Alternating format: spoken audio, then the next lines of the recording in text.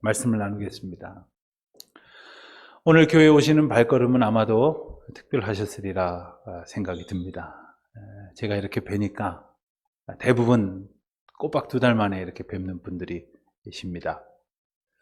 예배당에 오시면서 어떤 분은 오전에 제게 그런 말씀을 하시더라고요. 목사님, 평소에 교회에 오는데 한 15분 걸렸는데 오늘은 교회에 오는데 2달 걸렸습니다. 그렇지만 참 기쁘고 감사합니다. 이런 말씀 하시더라고요. 찬송이 저절로 입가에서 맴돌았다고, 또 하나님 앞에 저절로 경배하는 흥얼거림이 드려지게 되었다고 그렇게 말씀하시는 분도 있었습니다. 여러분, 교회 오는 길에 무엇을 소망하고 기뻐하고 찬송하면서 오셨습니까? 이스라엘 백성들도 주님의 성전에 나아가면서 노래를 불렀다고 합니다. 시편에 그렇게 표제어가 붙은 시편들이 있습니다. 오늘 말씀이 있는 것처럼 성전에 올라가는 노래라 하는 표제가 붙은 성경의 시편이 120편부터 134편까지 모두 15편의 시가 그런 표제를 갖고 있습니다. 어떤 노래를 불렀을까요? 성전에 올라가면서 불렀다고 하는 그들의 노래를 이해하기 위해서 하나님께서 이스라엘 백성들에게 주셨던 명령 한 가지를 우리가 기억해 볼 필요가 있습니다. 애굽에서 노예 생활을 하던 이스라엘 백성들을 건져내신 하나님께서는 약속의 땅 가나안 땅에 들어간 후에 이스라엘 백성들이 하나님의 복을 받으며 하나님의 은혜 가운데 잘 살아갈 수 있도록 법도를 일러주셨습니다. 그 십계명을 주셨고 또한 여러 가지 계명을 주셨을 뿐 아니라 율법을 주시고 율례를 알도록 하셨습니다. 그 가운데에 여러 번에 걸쳐서 반복해서 말씀하신 매우 특별한 명령 한 가지가 있었습니다.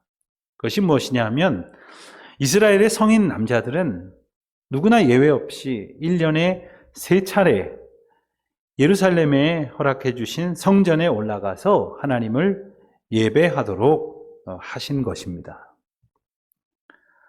그 3번의 절기는 어떤 절기였을까요?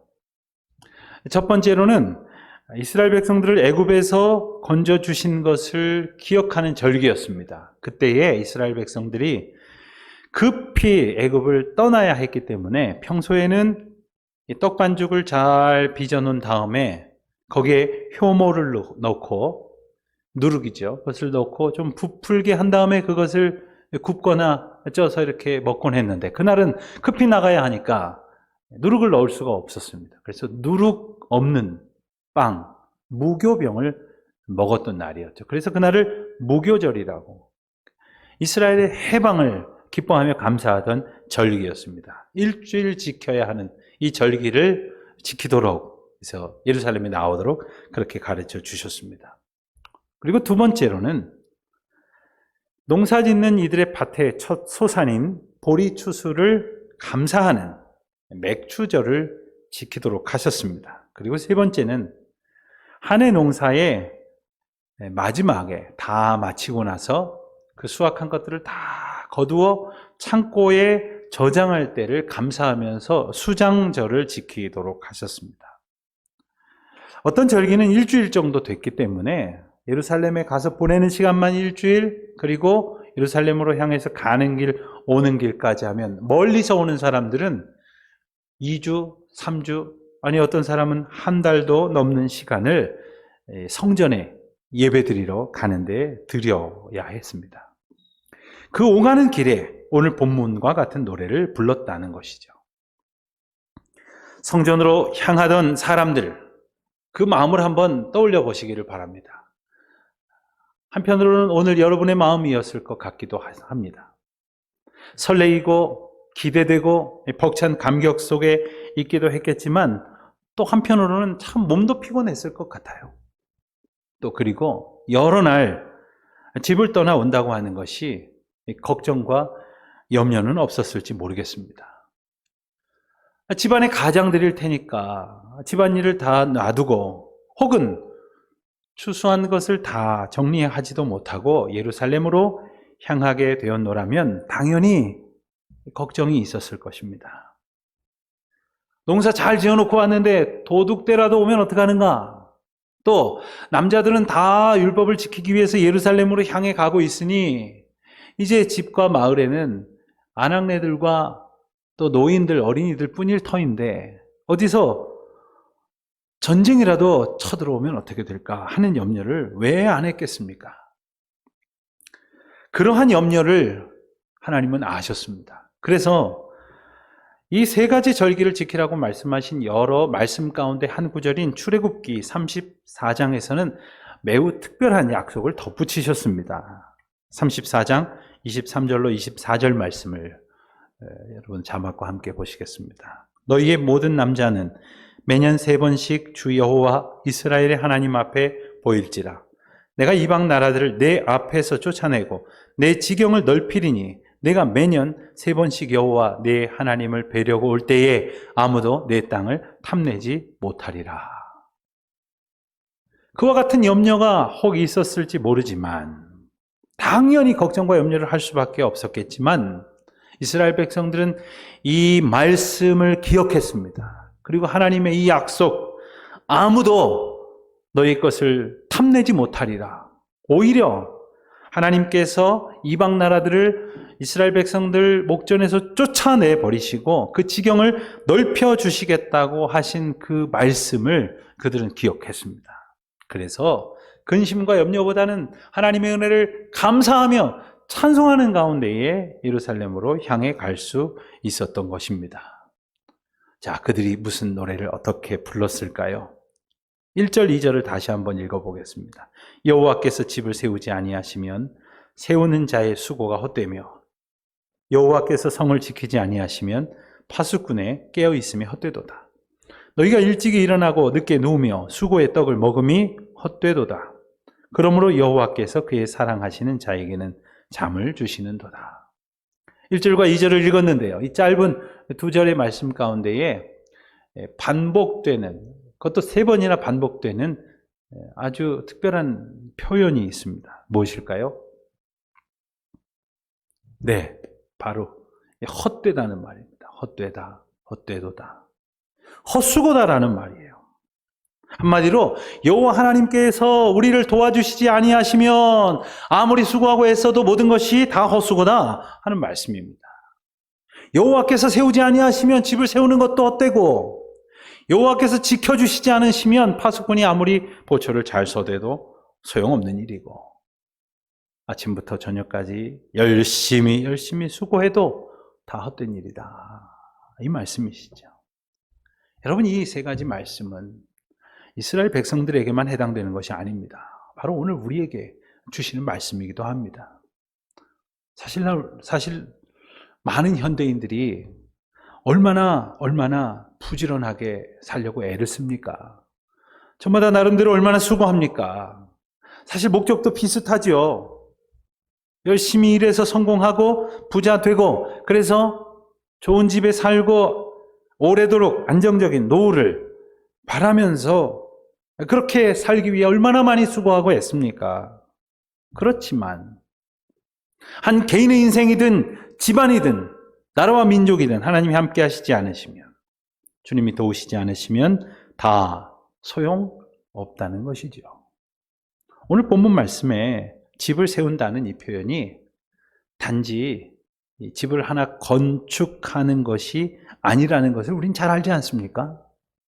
성을 지킨다는 것이 단지 외적으로부터 안전하기를 바라는 표현만이 아닌 것을 우리가 알지 않습니까? 나 개인의 삶을 지키고 가정과 나라와 공동체를 지키고 심지어 성도들이 교회를 굳건히 지키려 한다 해도 하나님이 함께 하시지 않으면 아무 소용이 없다. 이 말씀을 우리는 잊지 말아야 할 것이겠습니다. 그러므로 집을 지키고 성을 지키기 위해 또 인생을 번듯하게 세우고 높이 공든 탑을 쌓아 지켜보려고 아무리 애쓴들 하나님이 함께 하시지 않으면 아무 의미가 없습니다. 이것을 우리는 기억해야 합니다. 우리는 성경 속에서 이 사건의 매우 중요한 실례를 보았지 않습니까? 창세기 11장에 보면 인생들이 바벨탑을 쌓습니다. 어느 정도 시간이 지나고 나니까 그래도 뭐 집 하나 짓는 재주는 있다고 생각했는 모양입니다. 좀 높이 올려볼 수 있다고 생각했는 모양입니다. 그래서 탑을 쌓고 높이 쌓아서 하늘에 닿자. 그래서 홍수날 걱정도 하지 말고 죽는 걱정도 안 했으면 좋겠다. 우리가 한번 하늘에 닿아보자. 사람들은 힘을 합쳐서 애쓰고 수고했지만 하나님께서 한순간에 소용없는 일로 만들어 버리시지 않습니까? 미국이라고 하는 나라의 역사를 보면 우리가 잘 아는 대로 신앙의 자유를 찾기 위해서 유럽으로부터 신대륙으로 향해 간 청교도들에서 그 역사가 시작됐다는 것을 잘 압니다. 1620년에 메이플라워호에 탄 이들은 오로지 신앙의 자유를 구하며 하나님 앞에 간절히 기도하는 가운데에 이 대서양을 건너게 되었습니다.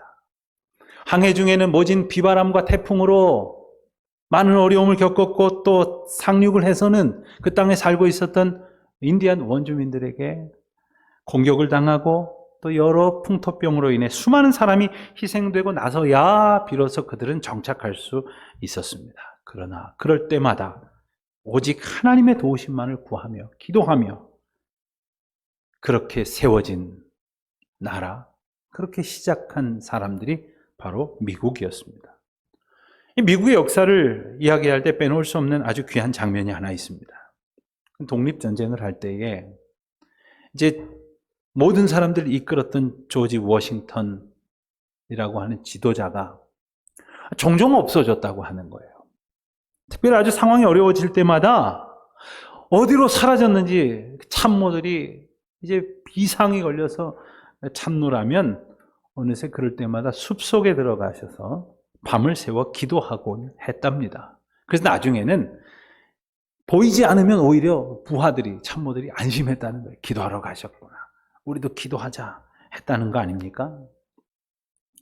1787년 이제 미국은 지금은 50개도 넘는 많은 주를 가졌지만 당시에 13개의 주의 대표들이 모여서 소위 연방 전부의 초대 헌법을 이제 만들기 위해서 의논을 하고 있었습니다.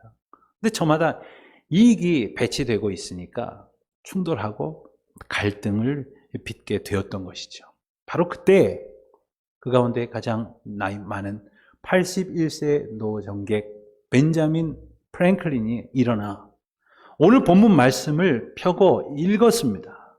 그리고 오늘 1절 말씀을 함께 나누면서 이 나라의 시작은 오직 하나님이시니 이 말씀 붙들고 다시 기도하고 또 의논합시다.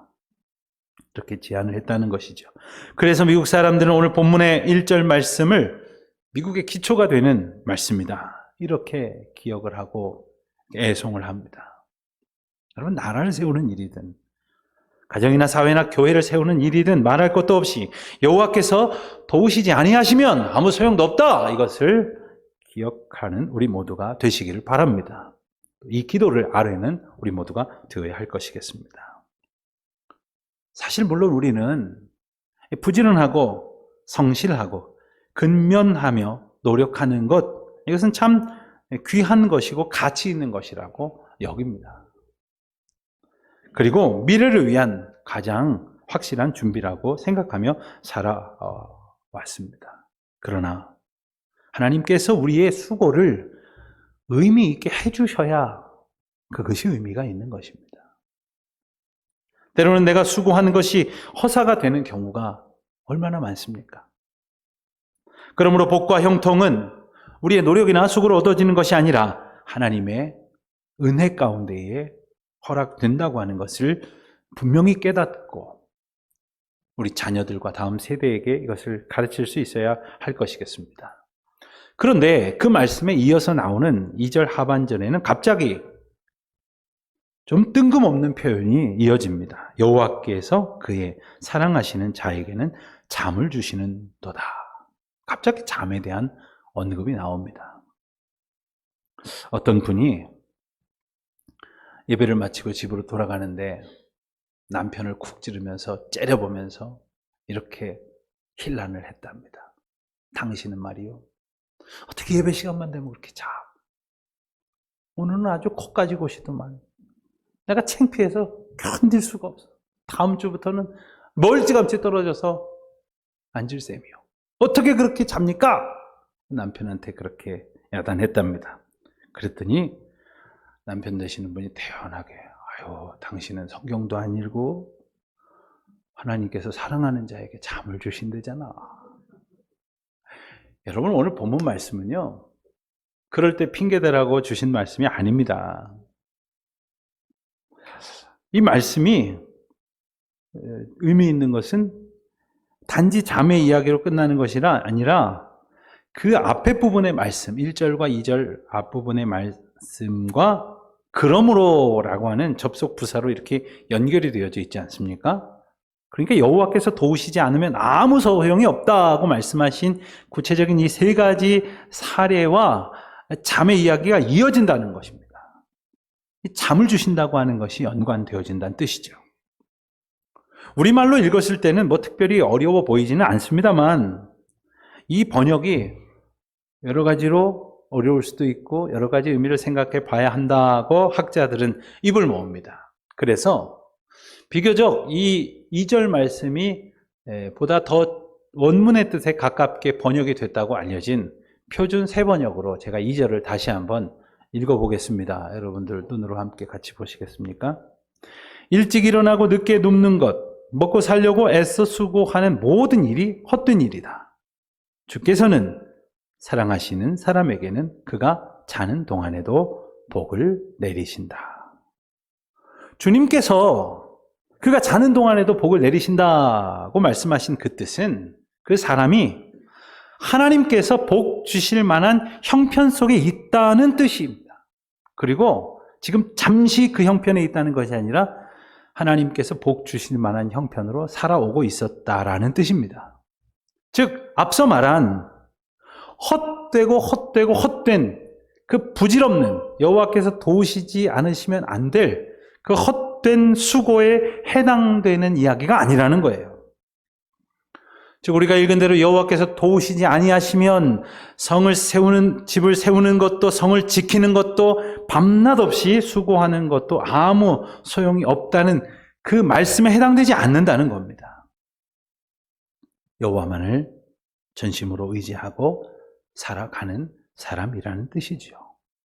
그래서 그가 지금 저녁이 되고 피곤하여서 집을 세우는 일을 했다가도 잠시 멈추고 혹은 성을 지키는 일을 했다가도 다른 사람에게 잠시 맡겨놓고 밤낮 없이 수고하고 애썼다가 할지라도 지금은 그 모든 것을 다 내려놓고 잠을 청하고 있는 동안에도 주님께서는 그를 사랑하셔서 그를 지키시고 그에게 모든 복을 내리시겠다고 하시는 말씀이에요.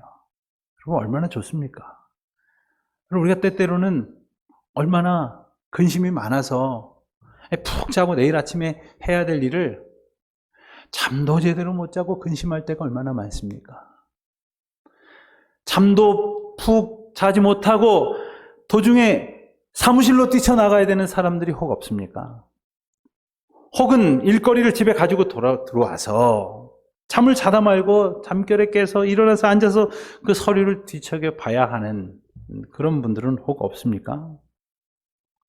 그런 거 다 내려놓고 밤낮 없이 수고하는 거 아니지만 주님께서는 하나님을 온전히 의지하는 자에게 그가 잠을 자고 있는 동안에도 그를 전적으로 지켜주시고 모든 것을 붙드셔서 그에게 복을 내리신다고 하신 말씀이에요.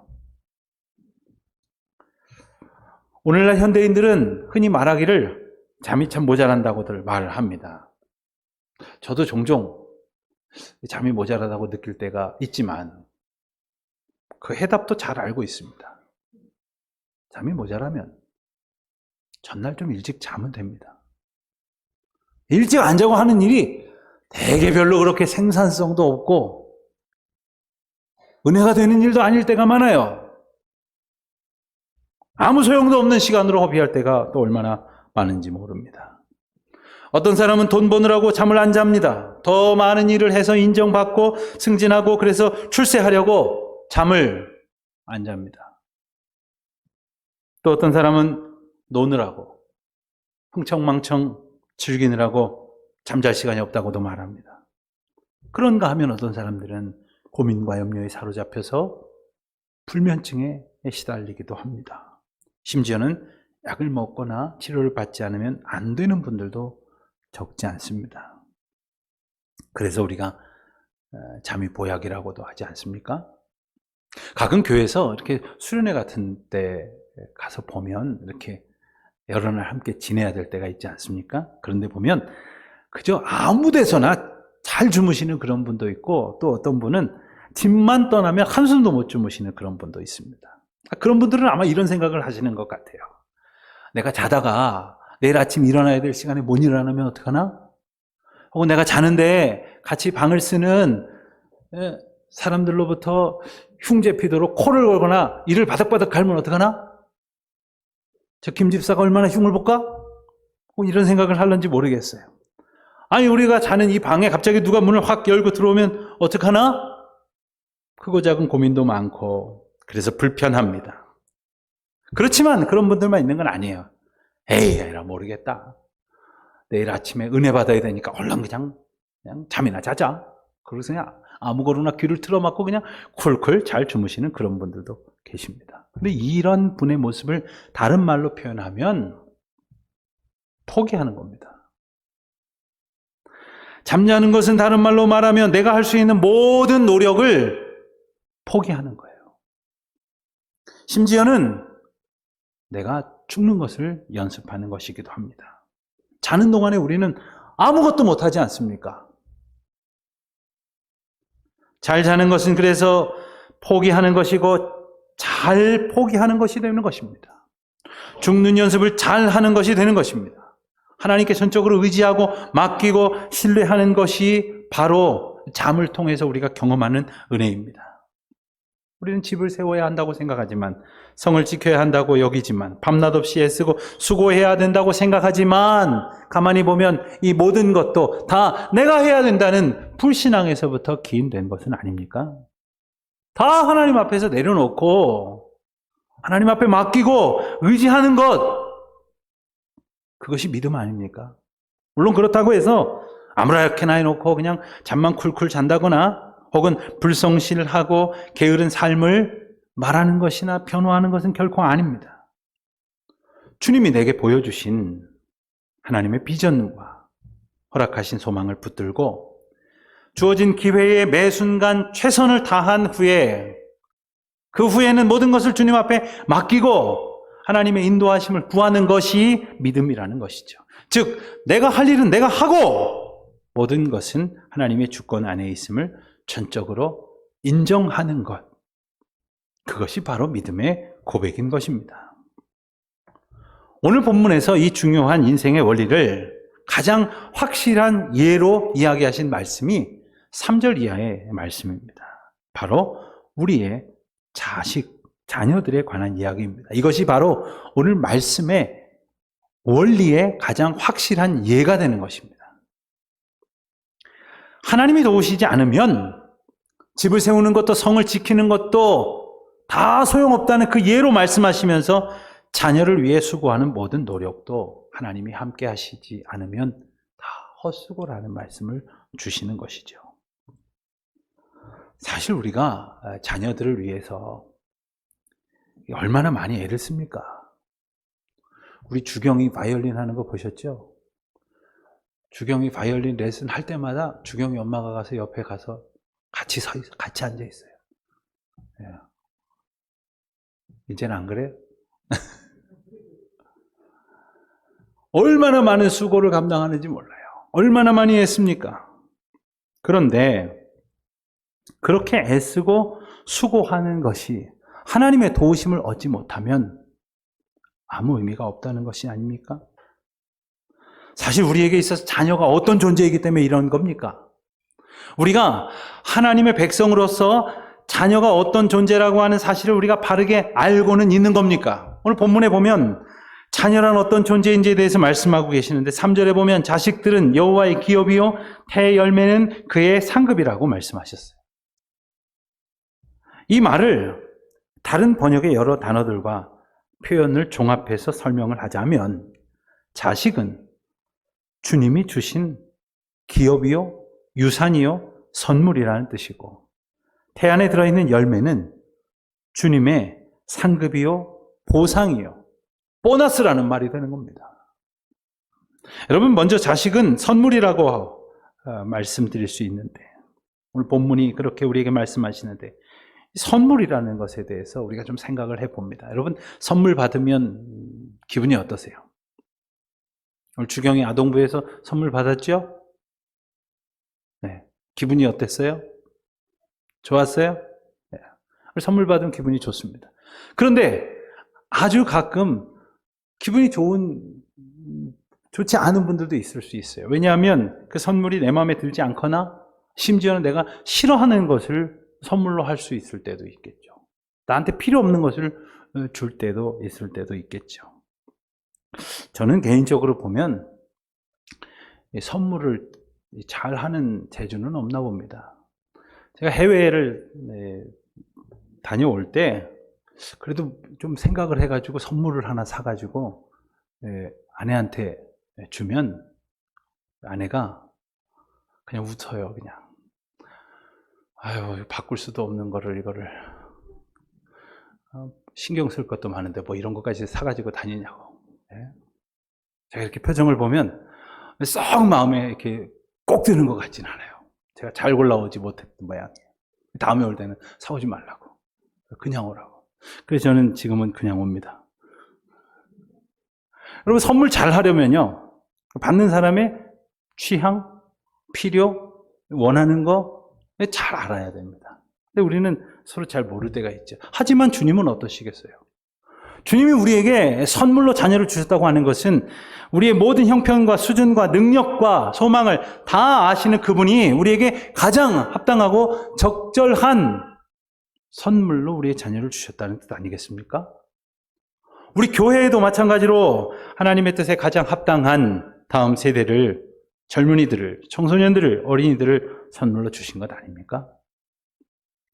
오늘 우리는 어린이 주일을 맞지만 안타깝게도 이 코로나로 인해서 어린이들과 더 기쁜 많은 순서를 함께하지 못합니다. 그런데 요 며칠 전부터 코로나 조금 추세가 이렇게 가라앉아서 그랬는지 우리 교회 어린이들하고 동네 어린이들하고 이 옥상에 와서 공차는 아이들이 며칠 새 부쩍 늘어났어요. 하루는 하도 쾅 소리가 시끄럽게 나갖고 뭐가 넘어졌나 싶어서 얼른 옥상으로 뛰어 올라가 보니까 애들이 어디서 그렇게 기분이 좋은지 그냥 뻥뻥 걷어차니까 그냥 그 소리, 큰 소리가 났던 모양이더라고요. 오래간만에 보는 아이들이 얼마나 귀하고 사랑스러웠는지 모릅니다. 그럼 어린아이들을 보는 것 자체만으로 얼마나 큰 기쁨입니까? 왜요? 주님이 우리에게 주신 선물이니까 그런 거죠. 또한 태중의 열매는 주님이 주신 상급이라고 하셨어요. 즉 우리에게 상으로 주셨다는 거예요. 하나님께서 우리에게 이 상급으로 주신 특권은 하나님의 기업이기도 합니다. 즉 유산이기도 한 것입니다. 하나님의 것을 우리에게 맡기셨다는 뜻이에요. 그렇다면 어떻게 어린 아이들만 보내셨겠습니까? 그 아이들을 키우면서 우리가 애쓰고 수고하는 그 모든 노력과 하나님의 은혜와 축복을 왜 겸하여 주시지 않으셨겠습니까? 그러므로 우리가 기른다고 걱정할 것도 아니고 우리가 애쓴다고 염려할 일도 아닌 것입니다. 오직 주님의 뜻에 합당하게 수고하고 애쓰는 가운데에 그 자녀들을 하나님의 뜻 가운데로 온전히 이끌어야 할 것이겠습니다. 주님께서 우리에게 맡기셨기 때문에 우리가 분명히 수고를 감당해야 됩니다. 감당하되 바르게 해야 되는 것이죠.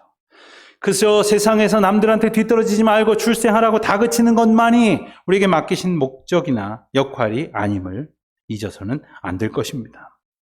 그렇게 우리가 우리 자녀들을 양육할 때, 그렇게 우리의 자녀들을 하나님 앞으로 인도하고자 했을 때 오늘 말씀에 보는 것처럼 5절 말씀에 나오는 것처럼 그들이 성문에서 그들의 원수와 담판할 때에 수치를 당하지 아니하리로다 하셨습니다.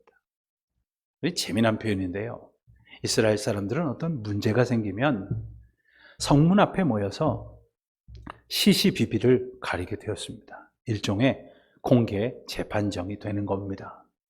그럼 그곳에서 이 마을의 족장이나 어른들이, 영적 리더들이 이야기를 다 들어보고 무엇이 옳은지를 이제 판별하곤 했습니다. 하나님의 백성들이 때로는 원수와 담판할 때가 있습니다. 하나님이 함께 하심을 믿고 의지하고 믿음 안에 신실하게 자라가는 우리의 자녀들이 주님의 도우심을 날마다 구하는 바른 믿음의 고백 가운데서 살아갈 때 결단코 수치를 당하지 않을 것입니다. 사랑하는 성도 여러분, 무엇으로 우리의 다음 세대를 이끌어갈 수 있겠습니까? 우리가 무엇으로 우리 다음 세대를 통하여 우리에게 주신 사명을 감당할 수 있겠습니까? 믿음으로 살아가는 저와 여러분이 되시기를 바랍니다. 오직 주님의 약속의 말씀을 붙들고 살아가는 우리 모두가 되시기를, 참된 은혜의 삶을 살아갈 뿐 아니라 우리 자녀들로 살도록 이끌어가는 귀하고 복되는 종이 가득하시기를 주님의 이름으로 축원드립니다.